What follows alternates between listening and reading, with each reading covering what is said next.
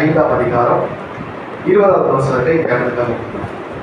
1 யோவான் 5ஆம் அதிகாரம் 20ஆம் வசனம். அன்றியும் நாம் சத்தியம் உள்ளவரை அறிந்து கொள்வதற்கு தேவனுடைய குமாரன் வந்து நமக்கு புத்தியை தந்தார் என்றும் அறிவோம். அவருடைய குமாரனாகிய இயேசு கிறிஸ்து எண்ணப்பட்ட சத்தியம் உள்ளவருக்குள்ளும் இருக்கிறோம். இவரே மெய்யான தேவனும் நித்திய ஜீவனுமாய் இருக்கிறார். இந்த வசனத்தை நாம் வாசிக்கும் பொழுது, நாம் சத்தியம் உள்ளவரை அறிந்து கொள்வதற்கு, அப்ப அங்க சத்தியம் உள்ளவர் என்று யாரை குறிப்பிடுறாங்க அப்படின்னா பிதாவாகிய தேவனை குறிப்பிடுறாங்க. சத்தியம் உள்ளவர். அன்றியும் நாம் சத்தியம் உள்ளவரை அறிந்து கொள்வதற்கு, அப்போ பிதாவாகிய தேவன் எப்படிப்பட்டவராக இருக்கிறார் அப்படின்னா சத்தியம் உள்ளவராக இருக்கிறார்.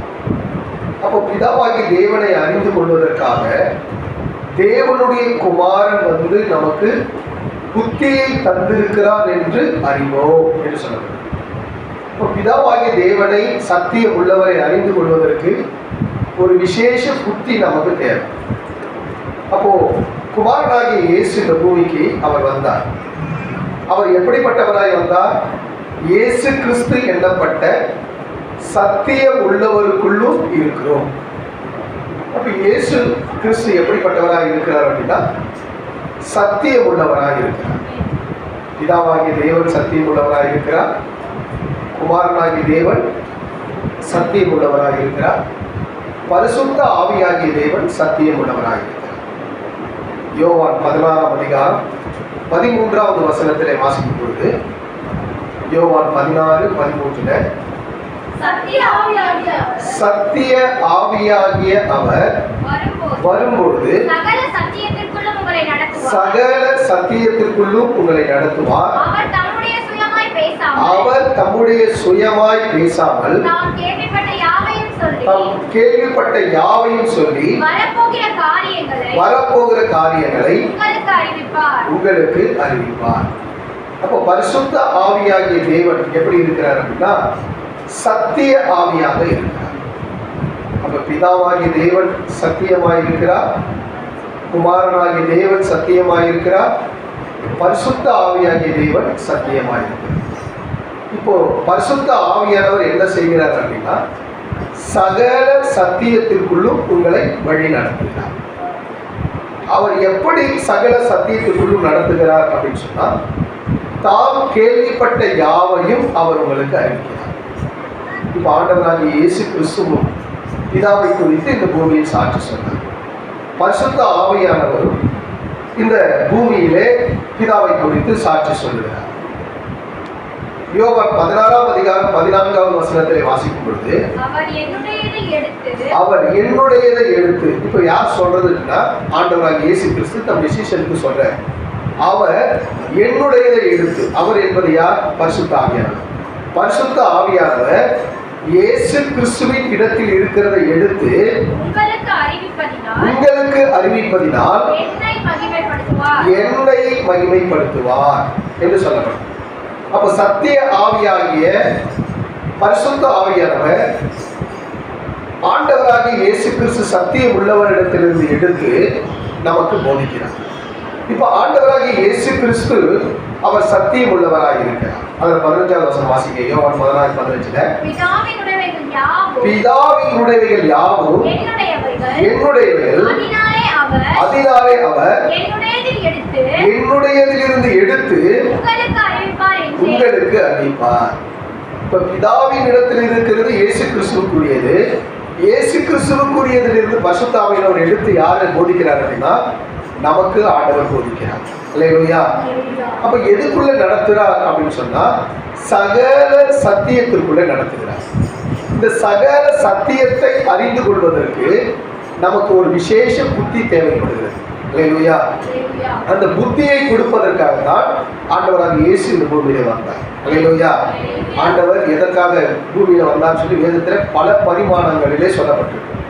பாவிகளை ரட்சிக்க வந்தார், இழந்து போனதை தேடி வந்தார், கர்த்தருடைய பரிசுத்த நித்திய ஜீவனை கொடுக்க வந்தார் அப்படின்னு சொல்லி பல வசனங்கள் சொல்லப்பட்டிருந்தாலும் இந்த வசனத்தில சத்தியமுள்ள பிதாவை அறிந்து கொள்ளும்படி ஆண்டவராகிய சத்தியமுள்ள தேவன் இந்த பூமிக்கு அவர் வெளிப்பட்டார். அப்போ அவரை அறிந்து கொள்ளணும்னு சொன்னா ஒரு விசேஷ புத்தி நமக்கு தேவை. அந்த புத்தி யாரா இருக்கிறது அப்படின்னா இயேசுவாக இருக்கிறார். நீதிமொழிகள் 8ஆம் அதிகாரம் 14வது வசனத்திலே வாசிக்கும் பொழுது, நீதிமொழிகள் 8:14 ஆலோசனையும் மெய் ஞானமும் என்னுடையவைகள், நானே புத்தி வல்லமை என்னுடையது. இப்ப ஆண்டவராக தேவன் சொல்கிறார், ஆலோசனையும் மெய் ஞானமும் என்னுடையது, நானே புத்தி. அப்ப அந்த புத்தியை வெளிப்படுத்தும்படிதான் இயேசு இந்த பூமிக்கு வந்தார். அல்லேலூயா. கர்த்தருடைய பரிசுத்த நாமத்துக்கு மகிமை உண்டாகட்டும். அங்கே கர்த்தருடைய பிள்ளைகளை, ஒரு மனிதன் நல்ல புத்தி உள்ளவனாய் செயல்படணும்னா இயேசு அவன் கூட இருந்தா போதும், அவன் புத்தி உள்ளவனாய் செயல்படுவான். அல்லேலூயா. ஏன்னு சொன்னா அவர் எல்லாவற்றையும் சகலத்தையும் என்ன செய்கிறார்னா சரியாய் தம்முடைய பிள்ளைகளுக்கு கற்றுக் கொடுக்கிறார். கர்த்தருடைய பரிசுத்த நாமத்துக்கு மகிமை உண்டாகட்டும். நீதிமொழிகள் 2ஆம் அதிகாரம் 6-7 வசனங்களிலே வாசிக்கும் பொழுது, கர்த்தர் ஞானத்தை தருகிறார், அவர் வாயினின்று அறிவு புத்தியும் வரும் என்று சொல்லப்படும். அப்ப அவருடைய வாயினின்று அறிவும் புத்தியும் வரும். இப்ப அவர் வாய் யாரு அப்படின்னு சொன்னா ஊழியக்காரர்கள் தான் அவருடைய வாய்.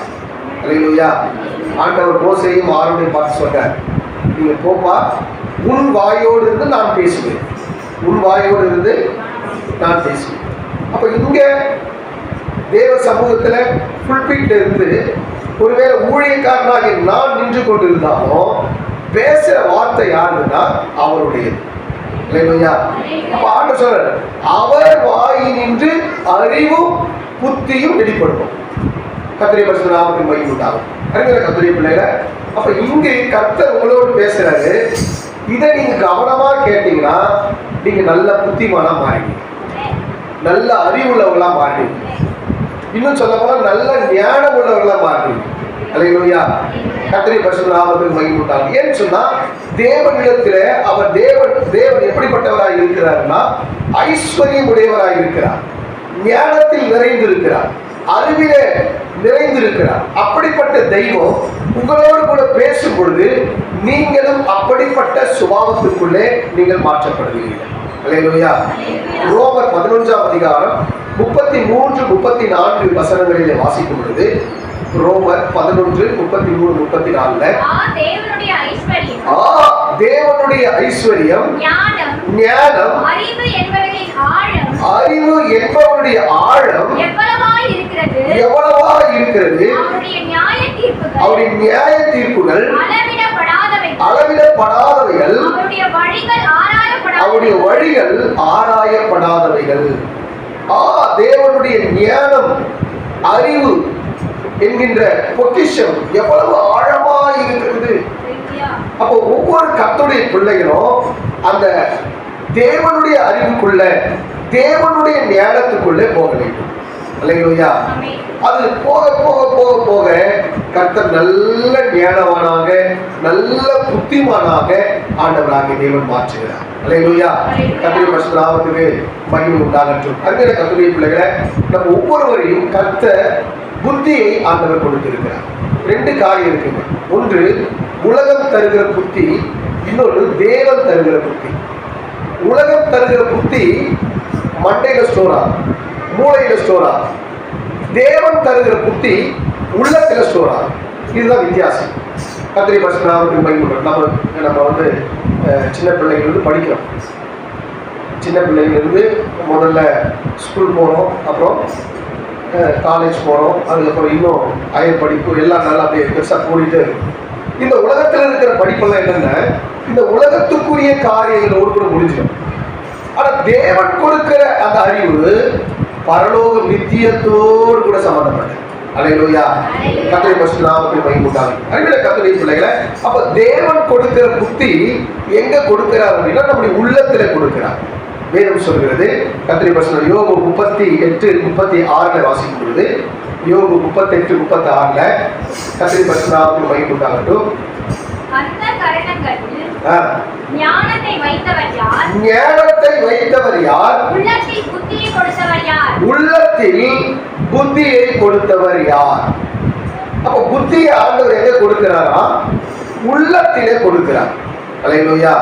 ஏற்கனவே நான் உங்களுக்கு நிறைய காரியங்களை சொல்லியிருக்கேன். உள்ளம் என்பது ஆத்துமாவை குறிக்கும். உள்ளம், இருதயம், ஆத்துமா, இதெல்லாம் ஆத்துமாவோடு சம்பந்தப்பட்டது. அப்போ கர்த்தருடைய பரிசுத்த நாமத்துக்கு மகிமை உண்டாகட்டும். அருமையான கர்த்தருடைய பிள்ளைகளை, கர்த்தர் புத்தியை உள்ளத்திலே ஆண்டவர் வைக்கிறார். கர்த்தருடைய பரிசுத்த நாமத்துக்கு மகிமை உண்டாகட்டும். அருமையான கர்த்தருடைய பிள்ளைகளை, அது எப்படிப்பட்டதா இருக்கிறது அப்படின்னு சொன்னா, தேவ பலனும் தேவ ஞானமுமாய் இருக்கிறது. அப்ப இதை யாருக்கு தரார் அப்படின்னா, அழைக்கப்பட்டவர்களுக்கு தரார். நீங்க எல்லாரும் அழைக்கப்பட்டவர்கள். ஆமென் சொல்லாமே. நீங்க எல்லாரும் யாருங்க? அழைக்கப்பட்டவர்கள். ஏன்னா நீங்க அழைக்கப்பட்டதுனாலதான் சபைக்குள்ள இருக்கிறீங்க. அழைக்கப்படாதவங்க எங்க இருக்கிறாங்க? சபைக்கு வெளியில இருக்கிறாங்க. அப்ப சபைக்குள்ள இருக்கிறவங்க அழைக்கப்பட்டவர்கள். உங்களுக்கு எல்லாம் கர்த்தர் விசேஷ புத்தி ஞானத்தை கர்த்தர் வச்சிருக்கிறார். இதை எப்படி நீங்கள் பெற்றுக்கொள்ள முடியும் அப்படின்னு சொன்னா, இங்கிருந்து வருகிற வார்த்தையை நீங்க ரிசீவ் பண்ணி இருதயத்துக்குள்ள வைக்கும் பொழுது கர்த்தர் உங்களை நல்ல புத்திமானாய் ஞானவானாய் ஆண்டவராக தேவன் மாற்றுகிறார். அல்லேலூயா. கர்த்தருடைய பரிசுத்த நாமத்துக்கு மகிமை உண்டாகட்டும். 1 கொரிந்தியர் 1:24 வசனத்திலே வாசிக்கும் பொழுது, 1 கொரிந்தியர் ஆகிலும் யூதரானாலும் கிரேக்கரானாலும் எவர்கள் அழைக்கப்பட்டிருக்கிறார்களோ அவர்களுக்கு கிறிஸ்து தேவ பலனும் தேவ ஞானமுமாய் இருக்கிறார். அப்ப யாரெல்லாம் அழைக்கப்பட்டிருக்கிறார்களோ, யூதராயினும் கிரேக்கராயினும், யாரா இருந்தாலும் சரி, எந்த ஜாதி ஆயினும் சரி, எந்த கோத்திரத்தில் இருந்தாலும் சரி, யாரை கர்த்தர் அழைத்து இருக்கிறாரோ அவர்களுக்கு தேவன் இயேசு எப்படி இருக்கிறார் அப்படின்னா, தேவ பலனும் தேவ ஞானமுமாய் இருக்கிறார். அல்லேலூயா. அப்ப தேவ பலனையும் தேவ ஞானத்தையும் நீங்கள் பெற்றுக்கொள்ள வேண்டும். கர்த்தருடைய பரிசுத்த நாமத்துக்கு மகிமை உண்டாகட்டும். அருமையான கர்த்தருடைய பிள்ளைகளே, அப்ப தகப்பனுடைய புத்தியை, தாயினுடைய போதகத்தை நாம் மறந்து போகக்கூடாது. கர்த்தருடைய பரிசுத்த நாமத்துக்கு அப்போ பரம தகப்பனாகிய தேவன் உங்களுக்கு எனக்கும் நல்ல புத்தியை ஆண்டு வச்சிருக்கிறார். அல்லேலூயா. எப்பவுமே சுய புத்தி மேல நம்ம சாயக்கூடாது. கர்த்தருடைய பரிசுத்த நாமத்துக்கு மகிமை உண்டாகட்டும். வேதம் சொல்லுது, சுய புத்தியின் மேல் சாயாமல், சுய புத்தியின் மேல் சாயாமல். அப்ப கர்த்தர் கொடுக்கிற அந்த ஞானத்துல நீங்கள் செயல்படுவீர்களானால் நிச்சயமா நீங்க எந்த இடத்துல ஒர்க் பண்றீங்களோ அந்த இடத்துல உங்களை கர்த்தர் மேன்மையா வைப்பார். நீங்க எந்த இடத்துல இருந்தாலும் சரி, உங்களுடைய மேல் அதிகாரிகள் உங்ககிட்ட வந்து ஆலோசனை கேட்பாங்க. அல்லேலூயா.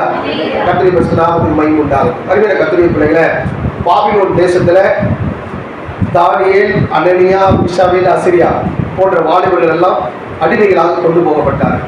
தன்னுடைய தேசத்திலிருந்து அவர்கள் அடிமையாய் கொண்டு போகப்பட்டார். இப்போ பாபிலோன் தேசத்துக்கு இந்த வாலிபர்கள் எல்லாம் போகும் பொழுது அவர்களுக்கு அந்த பாபிலோன் தேசத்தில் என்ன பாஷையை பயன்படுத்தினாங்க அப்படின்னு சொன்னா, கல்தேயருடைய பாஷையை பயன்படுத்தினாங்க.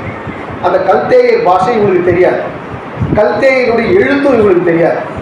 ஆனா போய் அந்த பாபிலோன் தேசத்துல போய் 3 வருஷத்துக்குள்ள அந்த எழுத்தை கத்துக்கிட்டாங்க, அந்த பாஷையை கத்துக்கிட்டாங்க. எல்லாரும் காட்டிலும் 10 மடங்கு ஞானியா மாற்றாங்க. காரணம் என்னன்னு சொன்னா, தேவன் தம்முடைய புத்தியை அவங்க உள்ளத்துல வச்சிருக்கிறதுனால அவங்க எந்த இடத்துல போனாலும் கர்த்தர் அவங்களை மேன்மையா உயர்த்தினார். அல்லேலூயா. கர்த்தருடைய பரிசுத்த நாமத்துக்கு மகிமை உண்டாகட்டும். தானியேல் 1:4 வசனத்திலே வாசிக்கும் பொழுது அவர்களுக்கு கல்தேயருடைய எழுத்தையும் பாஷையையும் கற்றுக் கொடுக்கவும் ராஜா தன் பிரதானிகளின் தலைவனாகிய அஸ்பெனாசுக்கு கற்பித்தான். ராஜா தான் உண்ணும் போஜனத்திலையும் தன் குடிக்கும் திராட்சரசத்திலையும் தினம் ஒரு பங்கை அவர்களுக்கு நியமித்து அவர்கள் 3 வருஷம் வளர்க்கவும் அதன் முடிவிலே அவர்கள் ராஜாவுக்கு முன்பாக நிற்கும்படி செய்ய கட்டளையிட்டார். அல்லேலூயா. அப்ப தானியேல் பாபிலோன் தேசத்துக்கு போகும்பொழுது எந்த எழுத்தும் தெரியாது, எந்த பாஷையும் தெரியாது. கர்த்தருடைய பரிசுத்த நாமத்துக்கு மகிமை உண்டாகும். அருமையான கர்த்தருடைய பிள்ளைகளை, இப்ப இவங்களுக்கு தெரிஞ்ச மொழியெல்லாம் என்னன்னா எபிரேய மொழி தான். ஆனா பாபிலோன் தேசத்துல கல்தேயர் மொழி பேசுறாங்க. இவங்க 3 வருஷம் அந்த பாஷையை கத்துக்கிறாங்க பாருங்க. கற்றுக்கொண்டு முடிவில் 3 வருஷம் முடிவில் எல்லாரும் ராஜாவுக்கு முன்னாடி போய் நிற்கும் பொழுது அங்க வேதம் சொல்கிறது, தானியேல் 1:20 கர்த்தருடைய பரிசுத்த நாமத்துக்கு மகிமை உண்டாகட்டும். ஞானத்துக்கும் புத்திக்கும் அடுத்த எந்த விஷயத்திலும் ராஜா கேட்டு விசாரித்தானோ அதிலே ராஜ்யம் எங்கும் உள்ள சகல சாஸ்திரிகளிலும் ஜோசியரிலும் அவர்களை 10 மடங்கு சமர்த்தராக கண்டார். அல்லேலூயா. ராஜா கேட்டு விசாரிக்கும் பொழுது எல்லாரும் காட்டிலும் இந்த தானியேலும் அவரோடு கூட சேர்ந்த நண்பர்களும் 10 மடங்கு ஞானத்தில் சேர்த்தார். அல்லேலூயா. அருமையான கர்த்தருடைய பிள்ளைகளே, உண்மையாக கர்த்தர் உங்களுக்கு புத்தியை கொடுப்பாரானால், உண்மையாகவே அந்த தேவனுடைய ஞானத்தை நீங்கள் பெற்றுக்கொள்வீர்களானால், ஆண்டவர் எல்லா பூமியில் இருக்கிற எல்லாரும் காட்டிலும் கர்த்தர் உங்களை 10 மடங்கு ஆண்டவர் உயர்த்தி வைப்பார். அல்லேலூயா. அல்லேலூயா. அப்ப பிதாவாகிய தேவன் சத்தியம் உள்ளவரை அறிந்து கொள்வதற்கு நீங்கள் ஆண்டவராகிய இயேசு கிறிஸ்து உங்களுக்கு புத்தியை கொடுக்க அவர் வல்லமையுள்ளவராக இருக்கிறார். அல்லேலூயா. அருமையான கர்த்தருடைய பிள்ளைகளே, அப்ப ஆண்டவராகிய தேவன் உங்கள் ஒவ்வொருவருக்கும் நல்ல புத்தியை ஆண்டவராகிய தேவன் கொடுத்து உங்களை உயர்த்த அவர் வல்லமையுள்ள தேவனாக இருக்கிறார். காரணம் என்னன்னு சொன்னா, அவருக்குள்ள ஞானம் அறிவு என்கின்ற எல்லா பொக்கிஷமும் யாருக்குள்ள இருக்குன்னா இயேசுக்குள்ள இருக்கு. அல்லேலூயா. கொலோசியர் 2:3 வசனத்திலே வாசிக்கும் பொழுது, கொலோசியர் 2:3 கர்த்தருடைய பரிசுத்த நாமத்துக்கு மகிமை உண்டாகட்டும். அவருக்குள் ஞானம் அறிவு என்பவைகளாகிய பொக்கிஷங்கள் எல்லாம் அடங்கி இருக்கிறது. அல்லேலூயா. அப்ப ஆண்டவருக்குள்ள எல்லா ஞானமும் எல்லா அறிவும் எல்லா பொக்கிஷமும் அடங்கி இருக்கு. முழுசு அடங்கி இருக்கிற இயேசுக்கு யாருக்குள்ள இருக்கிறாங்க சொல்லுங்க? எனக்குள்ள இருக்கிறார். அல்லேலூயா.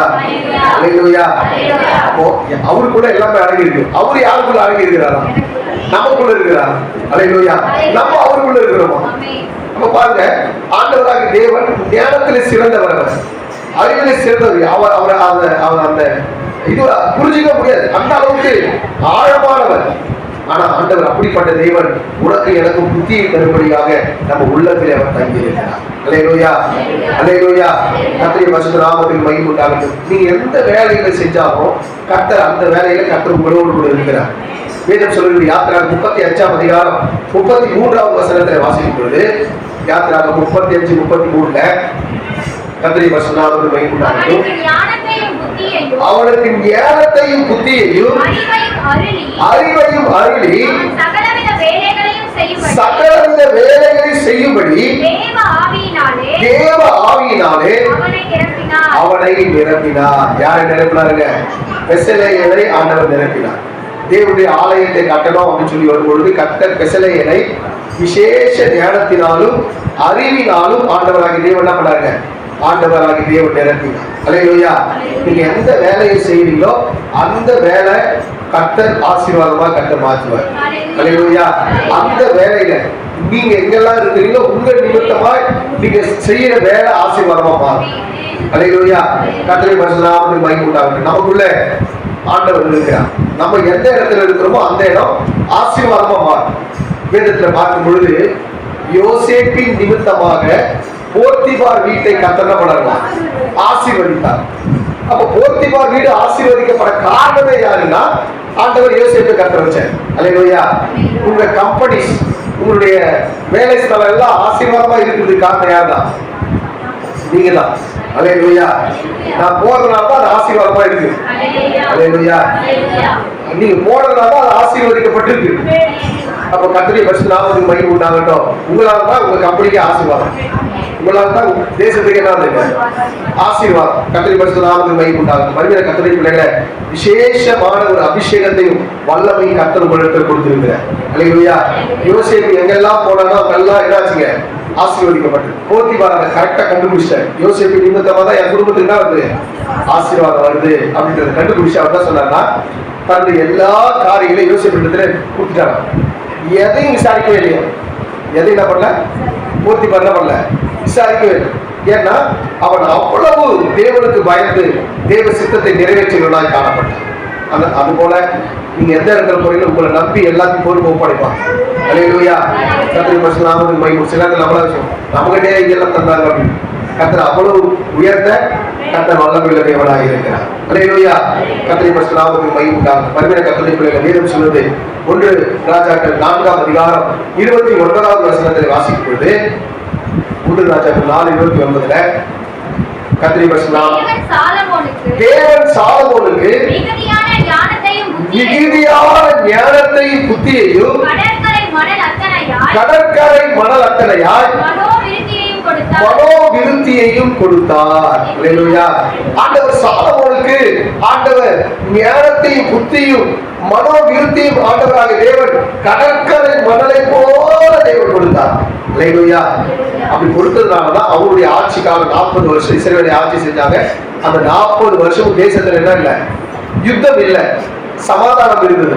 அவருடைய ஆட்சி காலத்துல எல்லாருமே சந்தோஷமா என்ன பண்ணாங்க இருந்தாங்க. அப்ப பாருங்க, ஆளுகை செய்கிற ராஜாக்களுக்கு கர்த்தர் ஞானத்தையும் புத்தியும் தருவாருன்னா தேசம் எப்படி இருக்கும்? நல்ல சமாதானமா சந்தோஷமா, எந்த நாடுகளுக்கு சண்டை இல்லாம இருக்கும். அல்லேலூயா. அல்லேலூயா. உங்களுக்கு கர்த்தர் புத்தியை கொடுத்திருப்பாருன்னா உங்க குடும்பம் எப்படி இருக்கும்? ஒரு சந்தோஷமா ஆசீர்வாதிக்கப்பட்டு இருக்கும். அல்லேலூயா. ஆண்டவரை கேட்கணும், ஆண்டவரே எனக்கு நல்ல புத்தியை தாங்க ஆண்டவரே, சத்தியம் உள்ளவரை அறிந்து கொள்ளுகிற புத்தியை எனக்கு தாங்க கேட்கணும். அல்லேலூயா. அப்ப சத்தியம் உள்ளவரை நீங்க அறிந்து கொண்டீங்கன்னா இந்த பூமியில் இருக்கிற எல்லா ஆசீர்வாதங்களையும் கர்த்தர் உங்களுக்கு நிறைவாய் கொடுத்து ஆண்டவர் நடத்த வல்லமையுள்ள தேவனாய் இருக்கிறார். அல்லேலூயா. கர்த்தருடைய ஞானம் உள்ளவன் பலம் உள்ளவனாய் இருக்கிறார்.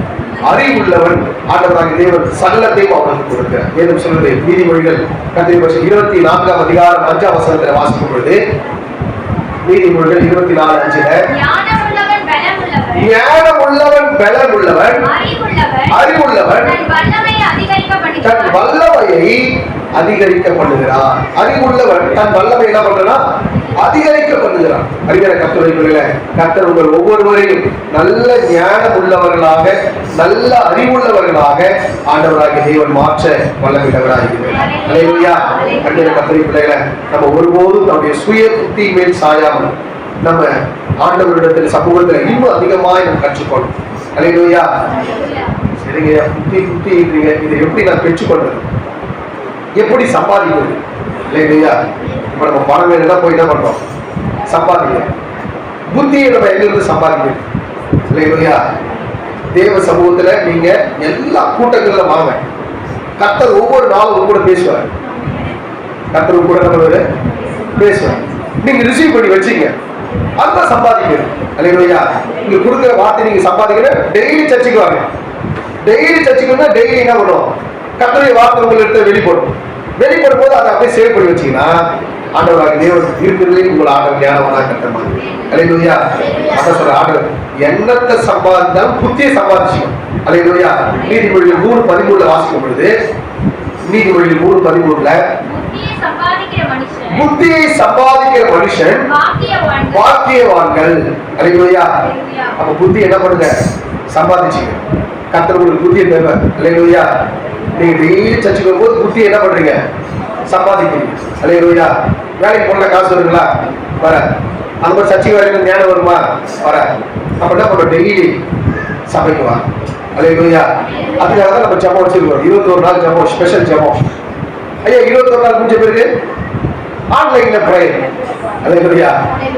எப்படி உங்களுக்கு விடுறதா இல்ல? ஆமென். 365 நாள் நமக்கு என்ன இருக்குது? ஜெபம் இருக்கு. அல்லேலூயா.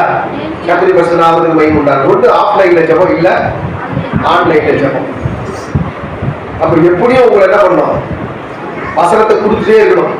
அல்லேலூயா. ஏன் சொல்லுது? நீதிமொழிகள் 4ஆம் அதிகாரம் 5ஆம் வசனத்தை வாசிக்கும் போது ஞானத்தை சம்பாதி புத்தியையும் சம்பாதி என் வாயின் வார்த்தைகளை மறவாமலும் விட்டு விலகாமலும் இரு. நான் சொல்றேன், அப்பா நீ அதை மறந்துடாத, விட்டு விலகாத. அல்லேலூயா. அப்ப ஞானத்தை சம்பாதி, எண்ணத்தை சம்பாதிச்சாலும் புத்தியை சம்பாதிச்சுக்கணும். அதை மறந்துடாத, அதை விட்டு விலகாத. ஆண்டு சொல்ற ஜெய்சோவா சொல்ற என் வார்த்தையில நீ வலதுபுறம் இடதுபுறம் சாயாமல் என் வார்த்தையிலே நீ நடப்பாயானால் நீ செய்வதெல்லாம் வாய்க்கும். நீ செய்வதெல்லாம், அப்ப நம்ம செய்வதெல்லாம் வாய்க்கணும்னா வலதுபுறம் இடதுபுறம் சாயாமல் ஆண்டவருடைய வசனத்துல நம்ம என்ன பண்ணணும், நம்ம நடக்கிறவர்களாக சுய புத்தியுமே சாயாமல் முழு இருதயத்தோடு கர்த்தரிடத்தில் நம்பிக்கை. அல்லேலூயா. ஆண்டவருடைய புத்தியில நம்ம நடக்கும். நம்ம சுய புத்தியில் இல்ல, ஆண்டவருடைய புத்தியில நம்ம நடக்கிறவர்களாக கர்த்தருடைய பிள்ளைகளை வேதம் சொல்கிறது. நீதிமொழிகள் 4ஆம் அதிகாரம் 7வது வசனத்துல வாசிக்கும் பொழுது, நீதிமொழிகள் 4:7 ஞானமே முக்கியம், ஞானத்தை சம்பாதி, எண்ணத்தை சம்பாதித்தாலும் புத்தியை சம்பாதிக்கும். அல்லேலூயா. நீங்க தான் சம்பாதிச்சீங்க. அல்லேலூயா. எங்க வந்து சம்பாதிக்கிறோம்? ஆலயத்துல வந்து ஆண்டு கொடுக்கிற வார்த்தைகள் எல்லாம் நீங்க சேவ் பண்ண உங்க இருதயம் எப்படி மாறும் சொன்னா அவருடைய புத்தியாய் நிறைந்து மாறும். அல்லேலூயா. அப்ப உள்ளத்துல ஆண்டவர் தம்முடைய புத்தியை வைக்க அப்படி நீங்க அறிந்து கொள்ள நீங்க அவரை போல மாறுறீங்க. அவரை போல மாற இயேசு வரும் பொழுது, அவர் இருக்கிற வண்ணமாய் நாம் இருக்கும் பொழுது நிச்சயமாய் நம்மை பரலோகத்திற்கு அவர் அழைத்து செல்ல அவர் வல்லமையானவர். அல்லேலூயா. அதற்காகத்தான் ஆண்டவராக இயேசு கிறிஸ்து கல்வாரி சிலுவையில அவர் உனக்காகவும் எனக்காகவும் ரத்தம் செய்தார். உனக்கு புத்தியை தரும்படி, உனக்கு நிறைவான ஞானத்தை தரும்படி, நீங்கள் ஒவ்வொருவரும் அவருக்கு ஏற்றது போல ஜீவிக்க கர்த்தர் உதவி செய்ய ஆண்டவராக இயேசு கிறிஸ்து கல்வாரி சிலுவையில உனக்காகவும் எனக்காகவும் அவர் மரித்தார். அல்லேலூயா.